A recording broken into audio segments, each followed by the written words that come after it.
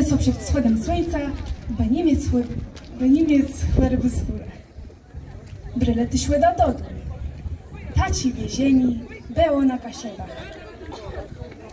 W drugi dzień świąt wielkanocnych uprawia się dyngus, czyli chłostek gałązkami brzeziny.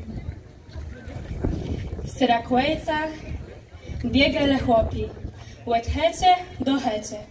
Chłostale, dziewciota i młode białci po nogach tak długłe, aż dostale wykupne. Dyngowe leje gałązkami wierzbowymi i różdżkami jałowcowymi. Nazywele je dygunkami.